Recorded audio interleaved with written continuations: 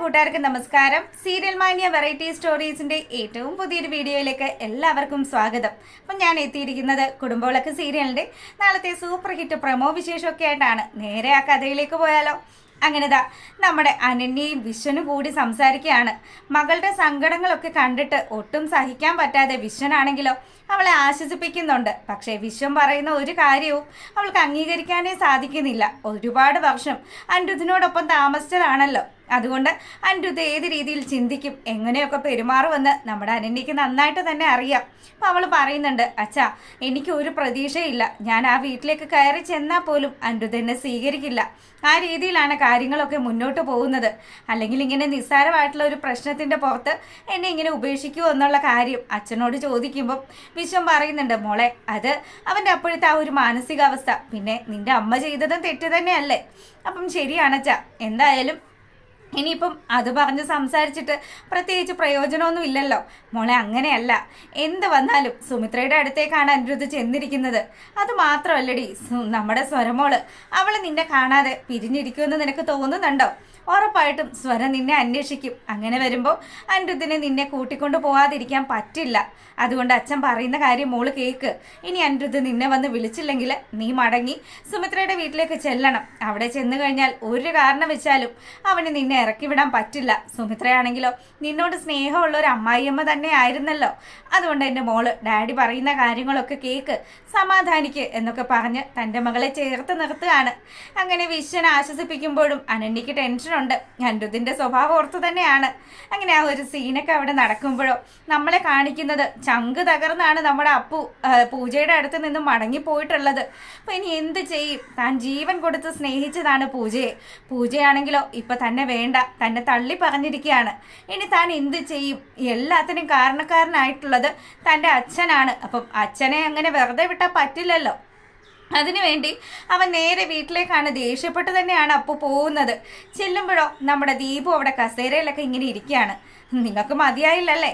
നിങ്ങൾ കളിച്ച് അവസാനം എൻ്റെ ജീവിതം വെച്ചാൽ കളിച്ചത്. നിങ്ങൾക്ക് എന്ത് കിട്ടി? എന്നെ തകർത്തിട്ട്, എൻ്റെ സ്വപ്നങ്ങൾ തകർത്തിട്ട് എന്നൊക്കെ പറഞ്ഞ് ദീപുവിൻ്റെ മുഖത്ത് നോക്കി അപ്പു ഓരോ കാര്യങ്ങളും ചോദിക്കുമ്പം ചിത്ര അങ്ങോട്ട് ചെല്ലുകയാണ്. മോനെ എന്താ പറ്റിയത്? നീ പൂജയെ കണ്ടോന്ന് ചോദിക്കുകയാണ്. അപ്പം തന്നെ അപ്പു നടന്ന കാര്യങ്ങളൊക്കെ പറയുകയാണ്. അമ്മ അവള് ഭാവത്തിലും രൂപത്തിലും ഒക്കെ ഒരുപാട് മാറ്റങ്ങളൊക്കെ ആയിട്ട് രഞ്ജിതാൻ്റിയുടെ വീട്ടിലാണ് ഇപ്പോൾ ഉള്ളത്. എന്താ മോനെ നീ പറയുന്നത്? അവൾ സുമിത്രേച്ചിയുടെ കൂടെ അല്ലായിരുന്നോ? പിന്നെ എന്ത് പറ്റിയതാണെന്ന് ചിത്ര ചോദിക്കുകയാണ്.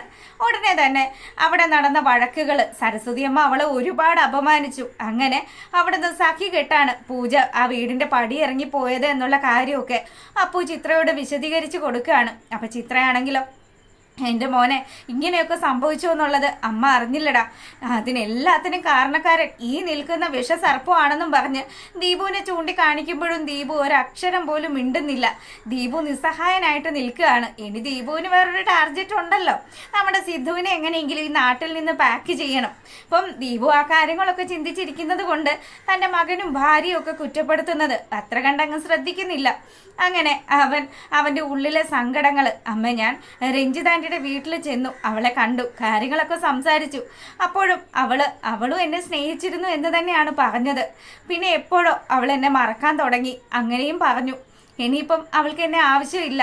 ഇനി ഞാൻ എന്താ ചെയ്യേണ്ടത്? എനിക്ക് എങ്ങനെ മുന്നോട്ട് പോകണം എന്നുപോലും അറിയില്ല എന്നുള്ള സങ്കടങ്ങൾ തൻ്റെ അമ്മയോട് പറയുമ്പോൾ, മോനെ പോട്ടടാ, അവൾക്ക് നിന്നെ വേണ്ടെങ്കിൽ പിന്നെ നീ ഇനി അവളെ ആലോചിച്ച് സമയം കളയേണ്ട ആവശ്യമില്ലല്ലോ.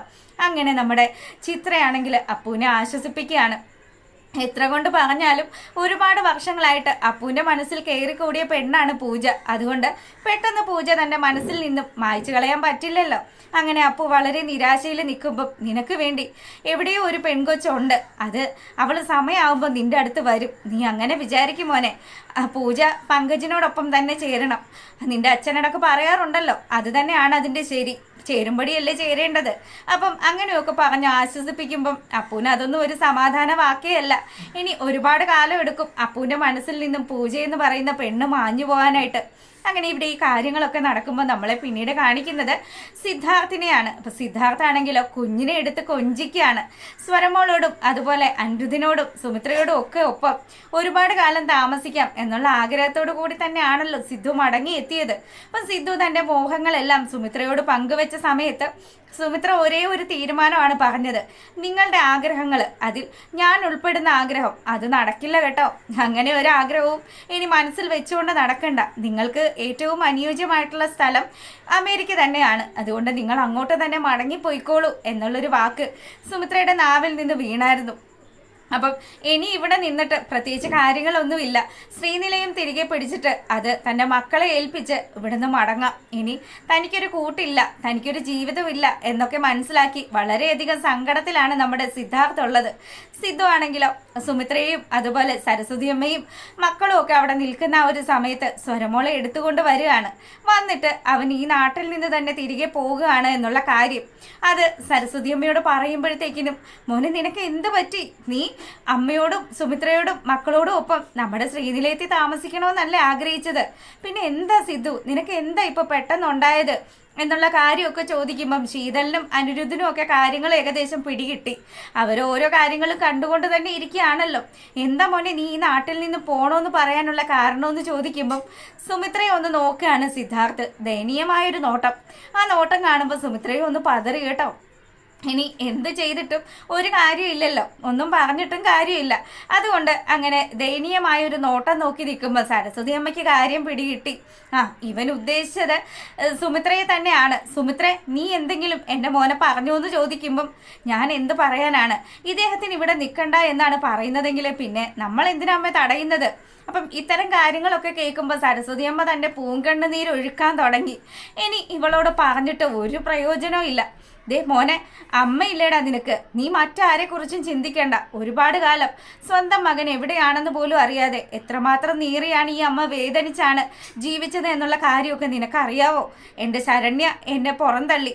ആ സമയത്തും നീ എവിടെയെങ്കിലും ഉണ്ടെങ്കിൽ ഒരു നേരം നീ എന്നെ നോക്കൂ എന്നുള്ളൊരു ചിന്ത, ആ ചിന്തയിലാണ് ഞാൻ ജീവിച്ചത്. അങ്ങനെയൊക്കെ പറഞ്ഞ് സിധുവിനെ ബ്രെയിൻ വാഷ് ചെയ്യാണ് നമ്മുടെ സരസ്വതി അമ്മ. അപ്പം അമ്പിനും വില്ലിനും നമ്മുടെ സുമിത്ര അടുക്കാതെ നിൽക്കുമ്പോഴത്തേക്കിനും, എൻ്റെ പൊന്നു സുമിത്ര, നീ ഇനി എങ്ങനെയെങ്കിലും എൻ്റെ മകനോടൊന്ന് പറയും. എൻ്റെ മകനില്ലാണ്ട് എനിക്കിനി മുന്നോട്ട് പോകാനേ പറ്റില്ല.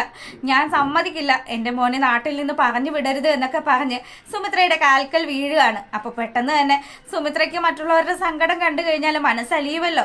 സുമിത്ര നമ്മുടെ സിദ്ധുവിന് പോസിറ്റീവായിട്ടുള്ള ഒരു മറുപടി കൊടുക്കുകയാണ്. പക്ഷേ അത് സരസ്വതി അമ്മയുടെ ഒരു ട്രാപ്പ് തന്നെ ആയിരുന്നു. എന്തായാലും തൻ്റെ മകനെ ഈ നാട്ടിൽ നിന്നും പറഞ്ഞു വിട്ടു കഴിഞ്ഞാൽ താൻ ഉദ്ദേശിക്കുന്ന കാര്യങ്ങളൊന്നും നടക്കില്ലല്ലോ. സരസ്വതി അമ്മ വിചാരിച്ച് വെച്ചിരിക്കുന്നത് സിദ്ധാർത്ഥിന് പ്രായമായി വരികയാണ്. അതുകൊണ്ട് തന്നെ സിദ്ധുവിൻ്റെ കാര്യങ്ങളൊക്കെ നോക്കാൻ വേണ്ടിയിട്ട് ഒരാൾ വേണം. അപ്പം അത് സുമിത്ര തന്നെ ആകുകയാണെങ്കിൽ അത്രയും സന്തോഷം. അതുകൊണ്ട് തന്നെയാണ് സരസ്വതി ഈ കണ്ട കളിയൊക്കെ കളിക്കുന്നത്.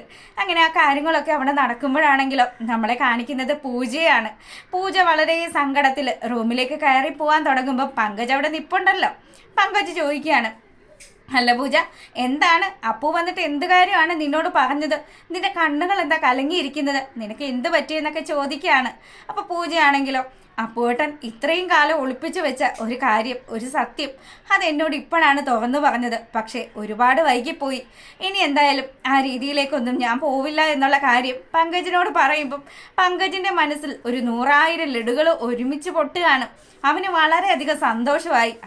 എന്തായാലും ഇത്രയും കാലമൊക്കെ നമ്മുടെ ദീപുവിന് കുറച്ച് കൈമണിയൊക്കെ കൊടുത്തെങ്കിലും അതിനുള്ളൊരു പ്രതിഫലം അത് ഇപ്പോഴാണ് കിട്ടിയത്. അതിൻ്റെ ഒരു സന്തോഷത്തിൽ പങ്കജ് എങ്ങനെ നിൽക്കുമ്പോഴത്തേക്കിനും രഞ്ജിത വരികയാണ്. രഞ്ജിത വന്നിട്ട് ചോദിക്കുന്നുണ്ട്, എന്താ മോളെ, നിനക്ക് എന്താ ഒരു സങ്കടം? ഒന്നുമില്ല ആൻറ്റി, എനിക്കിപ്പോൾ ഒരു പ്രശ്നവുമില്ല, ഞാൻ എന്താ ഓക്കെ ആണ് എന്നും പറഞ്ഞ് രഞ്ജിതയ്ക്ക് പിന്നാലെ പോകുന്ന പൂജയെ കാണിക്കുകയാണ്. അപ്പോൾ പൂജയ്ക്കും അവളുടെ ഉള്ളിൽ ഒരുപാട് കാര്യങ്ങൾ ഒളിപ്പിച്ചു വെച്ച് തന്നെയാണ് ഇപ്പം നമ്മുടെ അപ്പുവിൻ്റെ അടുത്ത് നോ പറഞ്ഞത്. ഒരു കാരണം വെച്ചാലും പൂജയ്ക്ക് പങ്കജിനെ വിവാഹം കഴിക്കാനൊന്നും ഒട്ടും തന്നെ താല്പര്യമില്ല. പക്ഷേ അവളുടെ മനസ്സിലുള്ള കാര്യങ്ങൾ നടത്തിയെടുക്കണമെങ്കിൽ ഉറപ്പായിട്ടും ഈ അപ്പുവിനെ ഒന്ന് അകറ്റി നിർത്തുകയും ചെയ്യണം. അതുപോലെ തന്നെ പങ്കജിനെ ഒന്ന് ചേർത്ത് നിർത്തുകയും ഒക്കെ ചെയ്യണം. അത്തരത്തിലുള്ള ഒരു സൂപ്പർ ഹിറ്റ് പ്രൊമോയാണ് എത്തിയിരിക്കുന്നത്. എല്ലാവരും കാണുക. പിന്നെ ആദ്യമായിട്ട് കാണുന്ന കൂട്ടുകാരാണെങ്കിൽ നിങ്ങൾക്ക് ഇഷ്ടപ്പെട്ടാൽ സബ്സ്ക്രൈബ് ചെയ്യാൻ മറക്കരുത് കേട്ടോ. അപ്പം എല്ലാവർക്കും നല്ലൊരു ദിവസവും നല്ലൊരു രാത്രിയൊക്കെ ആശംസിച്ചുകൊണ്ട് വീഡിയോ വൈൻഡപ്പ് ചെയ്യാണ്. താങ്ക്